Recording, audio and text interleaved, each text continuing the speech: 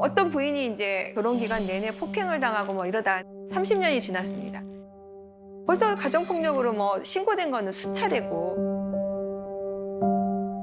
그래서 이젠 참을 수가 없어서 드디어 이혼을 해야 되겠다고 해서 딸하고 미리 얘기를 해서 이제 딸 집으로 옮겼어요. 그리고 이혼 소송을 시작을 했는데 이 남편분이 절대 이혼을 안 해준다는 거예요.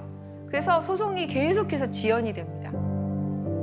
그러니까 이 부인은 내 주머니에 생계도 힘들고 돈도 없이 이혼 청구를 하니까 남편은 뭐 계속 비웃는 거죠. 네가 할 테면 해봐라. 네가 할 수 있겠냐? 절대 안 된다. 나는 이 소송을 무덤에 갈 때까지 끌 것이다. 네가 받아갈 수 있으면 해봐라. 라고 매일 그러는 거예요. 부인이 정말 도저히 참다 못해서 흉기를 들고 찾아가서 남편을 살해 시도를 하는 일이 발생을 했습니다.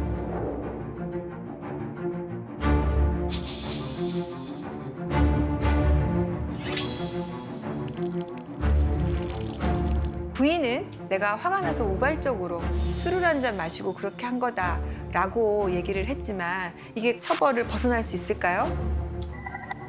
예, 없겠죠. 네.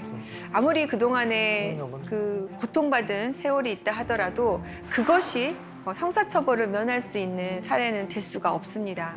실제로 이제 수사를 해봤더니 정말 우발적이거나 술을 마셔서 한 게 아니라 급소를 검색했다던가 뭐 흉기를 어떻게 살 수 있는 거를 검색했다던가 당시에 이제 이미 어느 정도 치밀하게 계획을 세우고 집으로 들어가는 CCTV 회로를 보니까 매우 멀쩡한 상태에서 들어간 것이 인정이 돼서 실형 6년을 선고를 받았습니다.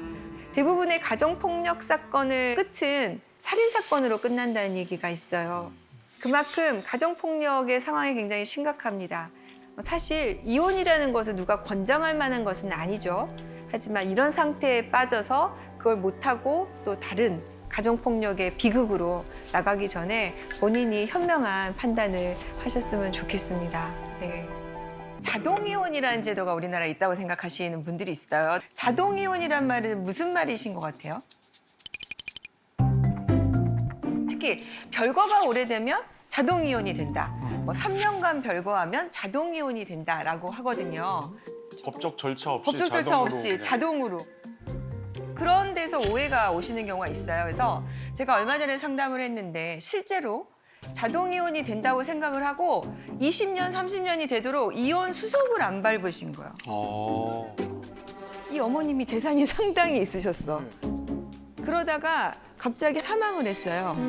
남편과 절차를 정리 안 하다 보니까 그 정말 미운 배우자가 상속권을 가져간 케이스가 있었어요. 그래서 우리나라엔 자동이혼이라는 제도가 없고요. 다만 이제 3년 이상 완전히 생사불명이 되는 경우. 실종신고할 정도로 그걸로 이혼 사유를 삼아서 이혼 청구를 할 수가 있고 그런데 집을 나간 이후에 어딘가는 살아는 있는데 그냥 내가 안 찾을 뿐이야. 이럴 경우에는 이제 아기의 유기라고 해서 경제적으로 뭐 생활비도 되지 않고 부양을 전혀 하지 않는다라는 사유로 해서 이제 이혼 청구를 할 수가 있습니다. 공시송달이라는 절차로 비교적 매우 간단하게 이혼 절차를 밟을 수 있으니까 갑자기 뜻하지 않는 상속을 해야 되는 일이 발생하거나 뭐 채무를 부담하는 일이 발생하거나 이런 걸 좀 막으실 수 있을 것 같습니다. 그럼 선생님, 그 뭐 요즘에는 이제 그 불륜죄가 폐지가 됐잖아요. 네네. 간통죄가 폐지된 이후에 그래서 이제는 불륜을 해도 된다 라고 생각하시는 분들이 많고 나는 그러면 아무런 나의 이런 상처나 피해에 대해서 배상받지 못하나 라고 생각하시는데 절대 그렇지 않습니다. 그것도 이제 굉장히 많이 있는 오해 중에 하나인데요. 간통죄로 폐지된 거는 형사법이 폐지된 거예요.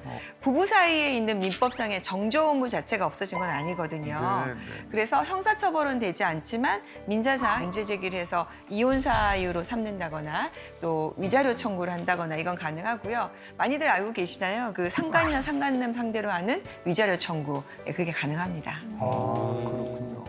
그러니까 우리나라의 그 이혼 방법은 협의 이혼, 네. 그다음에 이제 그 재판의 이혼, 재판상 이두 이혼. 가지가 실질적으로 네. 이혼할 수 있는 창구군요. 네. 예. 혹여 잘 못 알고 있었던 이혼 상식에 대해서 알아봤는데 어떻게 보면은 저는 이제 우주라는 표현을 하는데요. 우주가 각자 30년 내지는 그보다 더 각자의 삶의 궤도를 돌다가 갑자기 만났는데 저는 갈등이 없다는 것이 오히려 이상합니다. 아마 이제 안 싸운다는 건 뭐냐면 지금은 너무 좋으니까 뭐 쉽게 양보해주고 이해해 주려고 하는 거죠. 그런데 좀만 있어봐라. 좀만 있어봐라. 결혼이라는 거는 사실 현실이라서 현실적인 문제들이 발생을 합니다. 우리나라가 이혼율이 굉장히 높다는 거 여러분들 알고 계시죠? 뭐 아시아에서 1위다 이런 거 보면 좀 가슴이 아프기도 한데 어떻게 보면은 이것이 우리의 현실이어서 이런 현실을 잘 좀 해결해 나가면 좋겠다 또 그렇게도 생각을 해봅니다. 최근 이혼 법정에서 여러 가지 이제 핫 이슈가 있는데요. 오늘 5가지 키워드를 좀 준비를 했어요. 2020년 신문사에서 설문조사를 했는데 기혼 남성의 41.3%가 외도를 한 경험이 있다라고 얘기를 하고 여성의 경우에도 24.4% 정도가 그런 경험이 있다고 얘기를 했어요.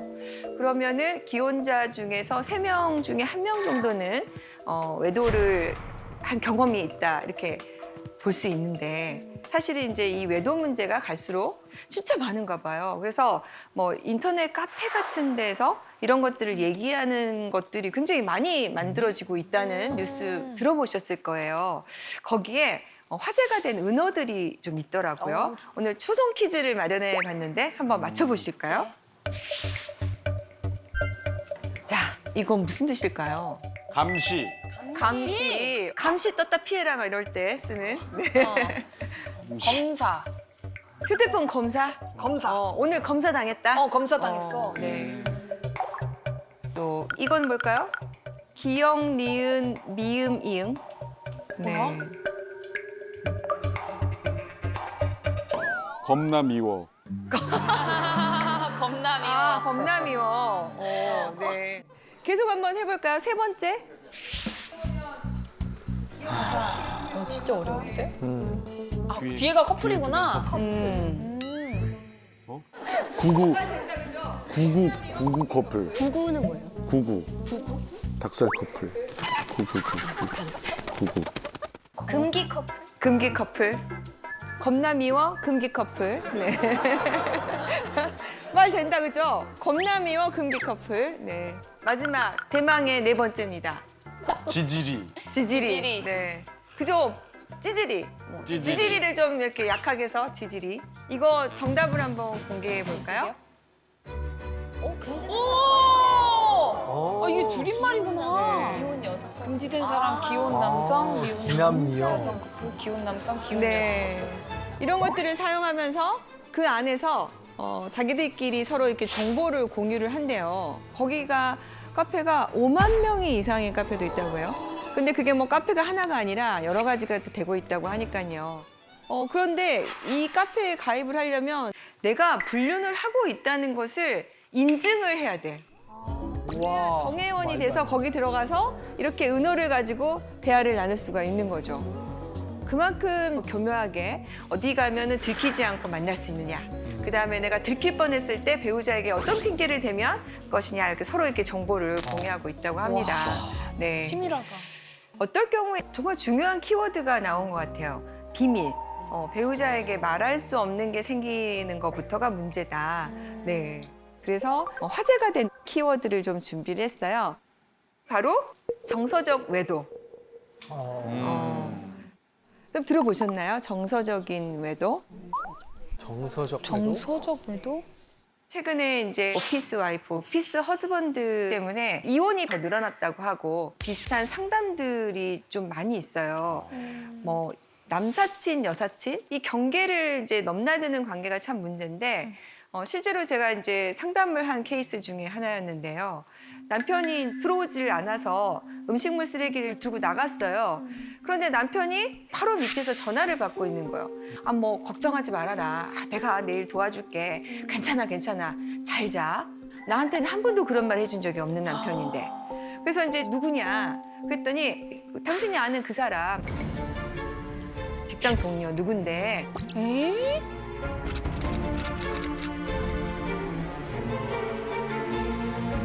그래서 이제 그때부터 좀 남편의 행동을 유심히 관찰하기 시작을 했는데 남편이 휴대폰을 놓지를 않고 계속해서 들고 있는 거죠. 그래서 남편이 이제 자는 틈을 타서 휴대폰을 좀 봤는데 잘 자라고 서로 안부를 전하고 매일 점심을 같이 먹고 그런데 잠자리를 나눈 흔적은 없어요. 특이했던 거는 그 여성분이 운전면허를 막 따니까 운전 연수도 시켜주고. 네. 외도네. 외도다. 그래서 남편한테 이게 뭐냐 그랬더니 이런 거 가지고 왜 화를 내느냐. 직장에서 친하게 지내다 보면 이 정도는 해줄 수 있지. 그리고 나한테 좀 가르쳐달라고 하길래 내가 좀 가르쳐줬다. 그리고 이분은 나하고만 이렇게 친하게 지내는 게 아니라 다른 사람하고 다 친하게 지내는 사람이다. 근데 보니까 성격이 되게 좋아서 사실 좀 그런 것 같기도 해. 그런데 우리 남편하고 너무 많은 대화를 나누는 거죠. 그래서 부인이 여기에 대해서 이제 이런 관계를 좀 정리해달라. 이렇게 친하게 안 지냈으면 좋겠다고 요청을 했습니다. 그런데 남편의 반응은 오히려 화를 내면서 부인을 의부증으로 모는 거죠. 그래서 이혼 소송을 제기할까라고 이제 고민을 하고 상담을 오신 거였어. 자, 이렇게 이혼 청구를 한다면 이혼 사유가 될 수 있을까요? 사회적인 관계에 이르지 않으면 이 경우에는 이혼 사유가 되지 않는다라고 생각을 하는데 실제로 지금 가정법원에서 부정행위라고 했을 때는 훨씬 넓게 봐요. 그래서 야심한 시각에 갑자기 서로 하트를 주고받는다. 아무 말 없이. 네. 그리고 잘 자? 자고 있어? 이렇게 야심한 시각에 한다. 그러면 이것만으로도 넓게 봐서 부정행위다라고 지금 법원이 보고 있습니다. 서로 일을 돕다 보면 또 친밀한 관계가 되고 또 배우자하고 나눌 수 없는 얘기를 나눌 수 있는 관계가 또 되기도 하죠. 그런데 정말 중요한 문제는 배우자가 싫어할 것 같아서 얘기를 안 하다가 비밀이 생기기 시작하는 경우 결정적으로 배우자가 이 관계를 정리하라고 했는데 그거를 정리하지 못하는 경우 이건 이혼 사유가 될 수 있다고 생각을 합니다. 그래서 이에 대해서 조금 오해가 없으셨으면 좋겠고요. 이런 일이 생기면 배우자에게 단호하게 나는 이런 게 싫다. 나는 이것을 안 했으면 좋겠다. 이 관계는 정리했으면 좋겠다라고 저는 얘기를 해주셨으면 좋겠습니다. 근데 이제 문제는 아까 제가 말씀드린 사례에서 휴대폰을 몰래 보는 게 문제예요. 그죠? 네, 많이들 알고 계시지만 배우자의 경우에도 비밀번호를 공유하지 않은 상태에서 들어가서 보는 것은 개인정보법 위반이고요. 비밀침해죄가 됩니다. 그래서 정말 이게 뭔가 있는 것 같은데 어떻게 하면 좋을지 해가지고 가끔 이제 저희가 상담해 오시는 분들 보면 탐정업체, 흥신소 업체, 조사 업체를 좀 소개해 주실 수 없냐 막 이렇게 많이 문의를 해 오세요. 그런데 이게 지금 개인정보를 침해하고 이렇게 뒤따라다니고 하는 것은 전부 다 불법입니다. 그리고 현재 법원에서는 위법하게 수집한 증거는 채택을 하지 않으려고 해요. 네. 그리고 또 비용도 굉장히 비싸요. 하루에 30만 원에서 많게는 80만 원까지 가고요. 또 이런 게 이제 하루 이틀에 밝혀지는 게 아니니까 자꾸 정보를 못 구한다고 해서 기간을 연장시키는 거죠. 그래서 실제로 한 달에 한 3천만 원 정도 쓰신 분을 봤어요. 그리고 또 내가 지금 의뢰를 받았는데 당신이 돈을 2배로 주면 내가 이거를 안 하겠다. 라고 하는 거를 제가 실제로 상담 중에 그런 문자 받는 걸 봤거든요. 그래서 이쪽으로 괜히 좀 힘을 안 쓰셨으면 좋겠고요. 그러면은 어떻게 알게 되냐 이런 것들 고민하시거든요. 그렇죠. 그 배우자의 외도 징후를 찾아낼 수 있는 방법 네. 없을까요? 그러게요. 네. 그런데 제가 이제 보니까 아무래도 이제 일상을 같이 하다 보니까 평소와 다른 행태는 눈에 보입니다.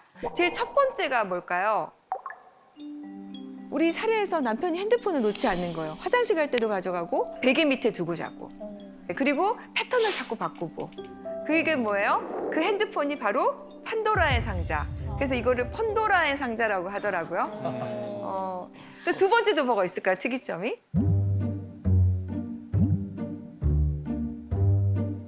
어디서 제일 많이 들킬까요? 차. 딩동댕. 네. 내비게이션 목적지 검색 이런 거. 네. 그래서 쭉 보면 어디를 다녀왔는지 알게 되죠. 차 얘기하니까요. 네. 블루투스로 통화를 하잖아요. 네네. 웬만한 제조사의 차들이 외부로 다 소리가 들립니다. 은밀하게 통화를 하다가 와이프가 지하주차장에서 쓱 지나가다 뭔 소리지 하고 딱 듣는 순간 모든 내용이 다 발설됩니다. 중계가 돼버리는 거죠. 네, 그러니까 이제 네. 지하주차장에서 특히나 울림이 많은 곳에서 이렇게 통화를 하실 때 블루투스를 좀 작게 해놓으시거나 안에서 이렇게 그냥 전화로 아니 이렇게 정보를 주시면 어떡해요? 네. 차 안에서 바로 핸드폰하고 연동이 되잖아요. 네네. 그럼 운전하는 중에 어떤 일이 발생하냐면 오는 문자 메시지나 SNS들이 이렇게 화면상에 나타나요. 잘못 누르면 음성으로 이렇게 문자를 읽어주거든요, 차에서. 그래서 이런 분들은 내비게이션을 안 쓴답니다. 네. 와. 근데 그런 얘기 있더라고요. 바람을 한 번도 안 피운 사람은 있어도 한 번만 피우는 사람은 없다고. 그러니까 습관적으로 계속 이렇게 외도를 하게 된다는 건데 아무래도 이렇게 사건 맡으시면 그런 사람들 실제로 보시잖아요. 그런 외도하는 사람들만의 공통점 같은 게 있을 것 같아요. 솔직히 말씀드리면 공통점은 참 찾기가 어려워요. 정말 안 할 것 같으신 분들, 정말 이런 분이 하실 것 같은 분들까지 있기 때문에 공통점은 어려운데 이제 이분들의 특징이라고 한다면 다른 사람에게 상처 주는 거에 대해서 굉장히 좀 무감각하다는 거. 그래서 오히려 본인이 큰 소리 치는 경우가 많다. 여러분들 그 유책 배우자 이혼 청구라고 들어보셨습니까? 쉽게 얘기하면 바람 피운 사람이 오히려 큰 소리 치면서 적반하장으로 이혼하자고 하는 거죠. 내가 들켰어요? 그러면은 배우자에게 미안하다고 해야 되는데 오히려 왜 다른 사람들은 가만히 있는데 너만 그러냐? 이 정도는 다 누구나 하는 거 아니냐? 내 친구들 다 물어봐도 다 괜찮은데 나만 지금 이렇게 산다라고 하면서 오히려 이혼 청구를 하는 경우가 있죠. 실제로 이제 사례를 이제 좀 소개를 해드리면.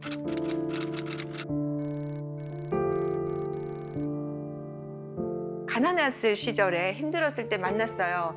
그래서 부인이 남편 뒷바라지를 정말 열심히 했습니다.